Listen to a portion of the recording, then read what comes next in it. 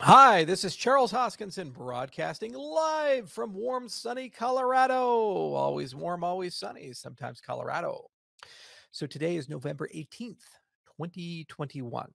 And it's been a long day, a lot of meetings today. Good news on all the fronts. The engineers are doing their job, business people doing their job. And it's just yet another one of the days of work. Next week is Thanksgiving. And I've just been kind of looking at a lot of my reports, and I have all kinds of notes and other things I've taken. But we look at a lot of sentiment scoring and sentiment analysis. And lately, I've seen unusually high amount of people that are obsessed with things like price. Or they say stuff like, "Oh, well, everything's failing, the sky is falling," and there just seems to be an utter lack of perspective in this space. So from time to time, I do make videos. Last year, I made one right after the markets completely collapsed and because of COVID, and everything was down like 30%, 40% in a day, and there's blood in the streets, and people got so worried. And there was a call to fundamentals in that presentation, in that speech. And I basically said to people, calm down, chill out. It's okay.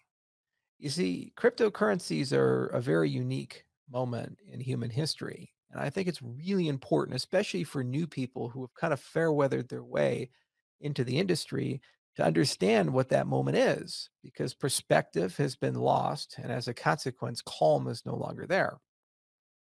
It wasn't too long ago that there was this era of calm monetary policy, stable and persistent inflation, about 2, 3% per year. Deficits weren't too bad. National debt wasn't too unmanageable. GDP growth was looking pretty good. Things were stable. But underlying all of that was this idea that there was nothing constraining the excesses of government. And there was an incestuous, and still is, incestuous relationship between government and corporations all across the world. And what's happened since the year 2000 to 2021 is we have seen an astronomical increase in the amount of money in circulation, justified by Keynesian economics and modern monetary theory, to the point where in the United States in particular, half of all the money in circulation has been printed in the last 2 years. We are passing bills in the US, like the infrastructure bill and probably the Build Back Better program, that cost more money than all of the money spent by every US president from George Washington to George H.W. Bush combined in one fiscal year. A personal example, anecdotal example, my ranch up in Wyoming, I bought a bunch of propane fuel tanks for about $25,000 each. Big, big fuel tanks. Company sold them to me 5 months later. We were having trouble getting labor to bury them. Company that sold them to me reached out to me and said, "Hey, we'd like to buy some of those tanks back from you to resell them. We'll pay you $35,000." 5 months, price went up 10,000. That's the wholesale. Everything's up. Timber's up, steel's up. There's real inflation, probably over 20% this year. The supply chains are so screwed up that I saw the other day the spot price of West Texas Intermediate oil negative $37. Had to pay people to take it. Some people in California on the other side of the supply chain are paying over $6 a gallon for gasoline, all-time high. On one side of the supply chain, you have to give it away. On the other side of the supply chain, it's at an all-time high. These are not functioning markets. There's a lot of problems here. And some people say these are transitory, or some people say these are structural. You see things like the Great Reset be pushed upon us. You'll own nothing and be happy. Things like capitalism has failed. It's time for a new system. And usually it's some sort of massive increase in government spending and complete restructure of the economy, where the factors and means of production are owned by the few as custodians of them for the many. So the point of cryptocurrencies have been it's opt out. Nation states are starting to do it, like El Salvador, and more will come. And each and every person who enters the cryptocurrency space, they're opting out in their own way. And the problem is, we've never really seen this before on a global scale. And so what's happened is it's created all kinds of difficult markets where pricing things are at many times really hard to understand. For example, we have Dogecoin and the Shiba Inu stuff, and they've accumulated technically tens of billions of dollars of value, but there's no real use or utility outside of the fact that there's a social network behind them. And the adherents to these things would argue that these social networks themselves represent the value, and therefore that's all you need. Old school people like me say you have to have a real fundamentals, real transactions, real commerce, a potential for use and utility, a path to these things, and a view on how these things are going to work with the world, change the world. And maybe we're both right. Maybe we're both wrong. Who knows? The reality is, though, that millions of people across the United States and collectively tens to hundreds of millions across the world have entered the cryptocurrency space. And as a consequence of entering that space, negative and positive, it is changing the structure of the world economy to the extent that it's unlikely we can ever put Pandora back in the box. The box is open. All of these things have come out. People expect instantaneous liquidity. People expect trading markets that trade 24 hours a day, 7 days a week. There's a Darwinian nature to technology now. There's a lot of copying, evolving, iteration. Every year, we will see thousands of cryptocurrency related projects launching around the world without end, regardless of economic conditions. It's also created a distortion about expectations of return. And many regulatory bodies have warned people about this. But it is unrealistic if there's 100x in something to expect that to happen every single year. It just can't. Math doesn't work that way. But as a consequence of local returns, people have developed very unhealthy views on how long things should take and where value comes from. And many people are starting to subscribe to the greater idiot theory of get in fast, get out fast, and somehow you'll have this great life. And what's been missed is the fact that the system they're exiting back into is fundamentally sick and unhealthy. If we continue, the United States, because we are the world reserve currency, on this disastrous monetary policy, there is a very real possibility of a default or hyperinflation or both, dragging the entire world into the greatest depression it has ever seen. That's not hyperbole. That's not an idle threat. It's a real reality, which is why when you look at things like land purchasing, the purchase of gold, guns, ammunition, emergency storage, the exodus of capital into other assets, and the fact that magic internet money is collectively worth more than the bottom 100 economies of the world added together after just 12 years of coming out, it is a very real possibility. Okay, so that is where we are all at. Now, we can vote and we can try to build structures and try to be resurrect and transform and evolve the legacy system, or we can opt out and go into the new system, or perhaps pursue a hybrid strategy. But the very definition of money, the very nature of money, the very question of should nation states be entrusted for the production of money, can they be entrusted for the production of money in a world with politics and social media and a world that's globalized? These are the real things that our industry is facing every day. Now, Cardano in particular, we built this project with the aim of a long term outlook, decades. And we built this trying to provide a path to provide real meaningful solutions, which are fair for as many people as possible and that are open and transparent and also work. Every single category, whether it be scalability, we have things like pipelining and input endorsers and all these other optimizations that are coming quickly to enable us to scale to millions to billions of users. On the governance side, Catalyst is growing and it's the largest decentralized organization in the world, containing over $1 billion of assets to distribute to projects. And then all those metrics are growing at a rapid rate. But if you look at a 5-year, a 10-year, a 15-year, a 20-year package, we really feel that there's a strong possibility Cardano could be the back end of many nation states. running billions of transactions on a daily basis, running national elections, being the property register of small nation states, medium-sized nation states, the backbone, the root of trust of the identity systems of the future, and the biggest preserver of human rights the world has seen.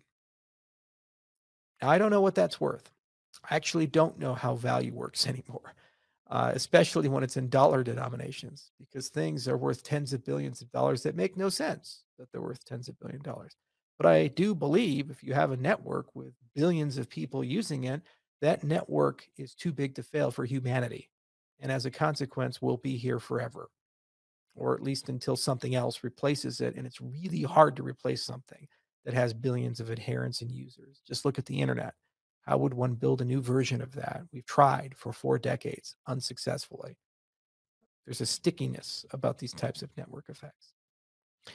So I think that people need to calm down and they need to return to first principles and take a look at the philosophy of the space and take a look at where the human race is at and understand that the avaristic pursuit of an arbitrary unit of value, whatever that might be, euros, dollars, et cetera, is not meaningful in any sense of the word. It isn't the point of the cryptocurrency industry. And that all these fair weather people that have entered in with 49ers mentalities, they're not going to do well. The point of the backbone projects like Bitcoin, like Cardano, and others in this industry, including Ethereum, are to pursue the future and try to guide humanity towards better ends for us all. That's what we're after. That's what we seek. Those are the KPIs upon which I hold myself accountable, and this community, for the most part, hold itself accountable. Those are the things I care about. And I do care about value from the perspective of providing maximum value to as many people as possible, which is why we pursue the developing world.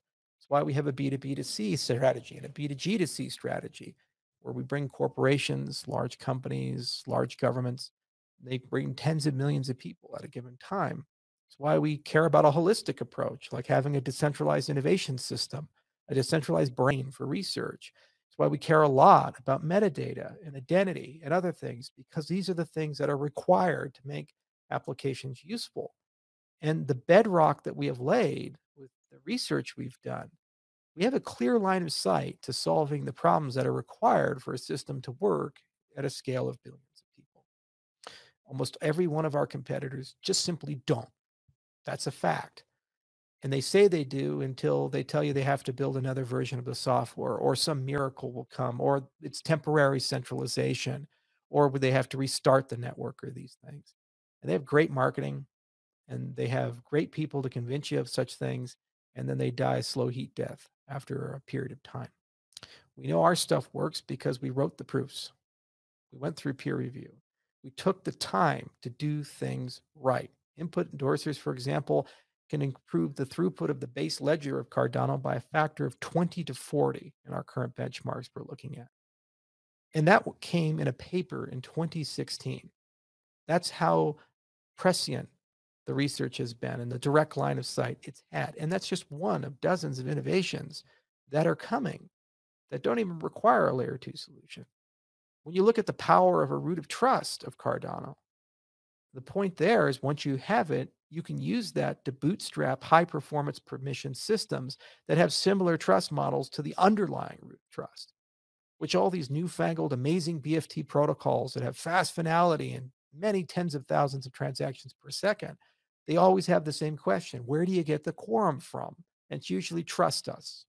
The power of Ouroboros is you get that for free, incumbent in the design of Ouroboros itself. And there's no limit to how many you can launch. It's just an economic question. These were all built into a very clever design that has been validated by years of research, patient hands, patient engineers, patient people. And we have scale now, millions of adherents in our ecosystem who aren't going anywhere. So when you bet on these things, you take a look at 5, 10, 15 years. I firmly believe the fruits of our labors will blossom and that this ecosystem's best days are ahead of it. And I don't particularly care about the ebbs and flows of the short term, because the reality is the macro at this moment in our space is deeply controlled by factors no one in the cryptocurrency space has any influence over. I had to sit down after calling senator after senator, going to our community, the broader cryptocurrency community, traveling to Washington, D.C., and watch the indignity of an infrastructure bill be passed with a poison pill for our entire industry because an 84-year-old senator who is retiring next year wanted more money for the military. And on the other side of the political aisle, people came together and didn't want to have debate because they wanted to guarantee the passage of the infrastructure bill, not caring about the consequences to a $3 trillion industry. And now we have to undo that damage. And it'll take weeks to months, and a lot of hard work, and a lot of money out of my own pocket, amongst other people in the industry, to get it done, just to undo damage that was installed for no reason at all other than to hurt our industry. That's a macro event I have no control over. No one in our industry has any control over. Not to mention all the other macro events, from China banning Bitcoin, from all kinds of economic events, to this unlimited monetary policy creating artificial distortions in the equity market, to negative interest rates, to dozens of other things that come, regulatory and otherwise. Every week, there seems to be something that comes out, positive or negative, that has some degree of influence and impact on our space. And then we have fair weather CEOs who possess enormous power who come into our space and they distort things in their own ways, from Elon Musk with Dogecoin to statements by the FANGs. And it seems like you can't do much there. So in the short term, what do? You can't do anything. You keep your nose to the grindstone and you focus on the long term, the fundamentals, the trends, the vision. Are we growing? Yes. Is the technology built on solid foundations? Yes. Do we have the right innovation process? Absolutely. Are the right processes to empower the community over time to be able to deal with any threat, regardless of what it is? Of course. Is the system getting more decentralized over time? Of course. Is the programming model amenable to a multi-paradigm computing approach, such as certified software? Yes, of course. And dozens of other areas like EVM compatibility and compatibility for mainstream developers. These are foundational capabilities. They require discipline and a calm hand, good leadership, and a lot of hard work in order for these things to exist. And once they're done, you get to the next plateau. And then that enables you to get to the next plateau and fight new adversaries like quantum computers and dozens of other things that will exist in the next 10, 20 years.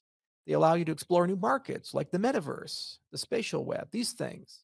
They allow you to look at how to make DeFi real fi and get it into the hands of the billions of people who need it and make it useful for people.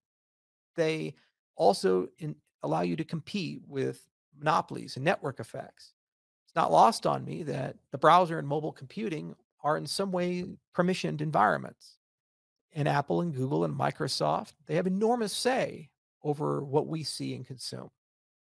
So if crypto lives in these interfaces, we have to work real hard to make sure that either we have competing interfaces or the ability to deploy despite these companies, because they're eventually going to enter our space as soon as regulatory clarity comes and inflict their 3 billion person network effect on all of us. That's another macro event I can't control, but I have to plan for, react to as a CEO in this industry. It's complicated. That's what we signed up for, because changing the world is complicated. And that's what we all want to do. At the end of the day, at the end of this technology, it has nothing to do with code and papers and software interfaces and all these terms. It's about people. That's it. And in the 21st century, we have to ask a very simple question: how should people live exiting the 21st century? So in the year 2100, when we look to that, how should people live? And do they have a higher standard of living, more freedom? And do they feel like they're in more control of their lives than when we entered the 21st century? I signed up to build a system to be part of a solution so that when we exit the 21st century, we're better off than when we entered, individually and collectively, as well as the world as a whole. I do not believe this century is going to see the survival of fiat monetary policy the way it's structured. It's mathematically impossible at this juncture for these central banks to continue doing what they're doing. Human beings have also shown an inability to restrict themselves when given absolute power, which is why we're in the position we're in. The point of blockchain technology is it acts as a social law of physics. It constrains us from ourselves. And we have shown to need this in a global economy with many existential problems. The point of projects like Cardano are to bring an all of the above approach. You bring the best engineers, the best engineering techniques and methodologies, the best scientists, the best community, and the countries that need these solutions the most all together to try to have a balanced, comprehensive approach to get these things done. And the source of value comes from the fact that that community, dedicated as it is capable at some point at solving these problems locally and globally. That's where it comes from. And those are the standards upon which we view ourselves every single day. So that's what I'm doing. And I call upon everyone to calm down, to have calm, peace. There's no rush. Value goes up, value goes down, markets go up, markets go down. Fair weather people enter and exit, and they create an enormous amount of noise. So much noise.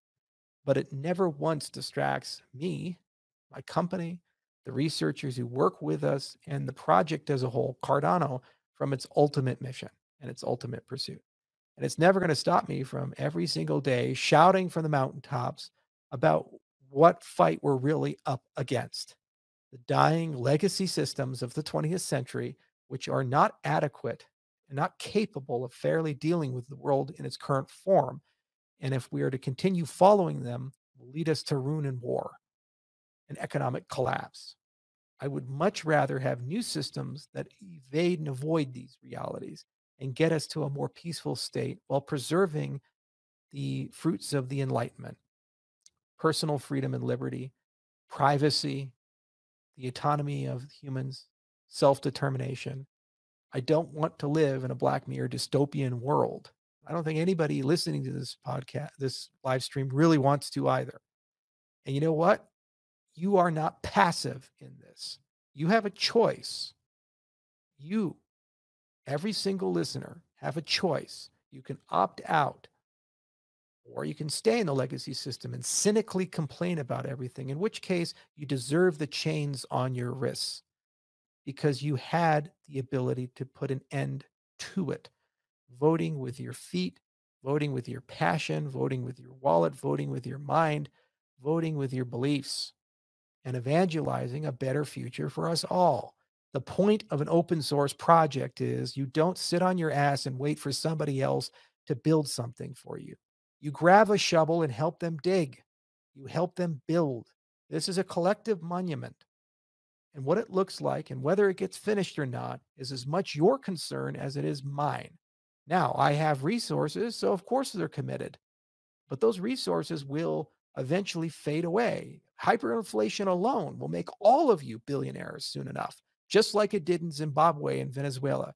Don't for a moment believe that some elite class of people will somehow bail you out of this. Unfortunately, it's not that simple anymore. This is a collective problem caused by decades of negligence, poor policy, and kicking the can down the road. A fundamental lack of courage amongst our political class, endowed by a democratic mandate from an apathetic voting class that recused itself from its basic governance responsibilities. The only way you can solve that is to rise up and take the power back. And you do that by working, by contributing, by building, by evangelizing, by thinking, by designing, by writing code, by writing protocols, by trying to solve real problems, by decentralizing, by recognizing the perils of centralized power and not being seduced by the temptations of creating it for a local solution to a temporary problem. And you do that by being calm. You do that by being reflective, by not overreacting, by letting the passions of the moment die for a moment, and understanding that not everything is as bad as people make it out to be. And yes, there are downs, but there are also ups. And you have to remember and account for all of them together. As a final note, I'd like to thank everyone in the Cardano community because the vast majority of them seem to actually get this, which is why I honestly believe it's the strongest and best community in the cryptocurrency space. Deep down inside, each and everyone knows this long road ahead. Take decades to truly see it through end to end.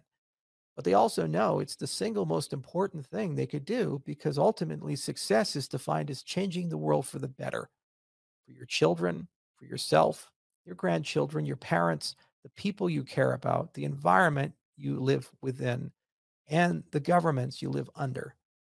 If we succeed, the world will no longer tolerate corruption. The world will no longer tolerate hypocrisy. The world will no longer tolerate a fundamental lack of rule of law, centralization, totalitarianism, dictatorship. It will no longer tolerate people being treated differently for the color of their skin or their religious beliefs. Instead, we're all treated equally, endowed by math and protocols, and each and every one of us has equality of opportunity. Our merit will separate us, our character will separate us, but our access will not. That's what you're fighting for at the end of the day. I think that's worth a lifetime, and I think that's worth a pursuit. We're committed to this. We're not going anywhere. We're going to keep building. We're going to keep designing. We're going to keep pushing. It's a mission in that respect. And we're emboldened by the fact that there are now millions of people with us on that. So committed, they tattoo the logo on their body. So committed, they name their kids after Ada Lovelace and Cardano.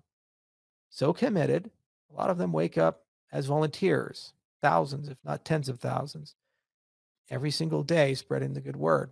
They name their hotels after the protocol. And they're here. They're lifers. Plant trees, some of which the shade they'll never know. They planted them for us. So thank you, community, for being along this road and also showing the rest of the space how to be calm. And hopefully they get the message and the lesson and they understand the significance of the work the space as a whole is doing.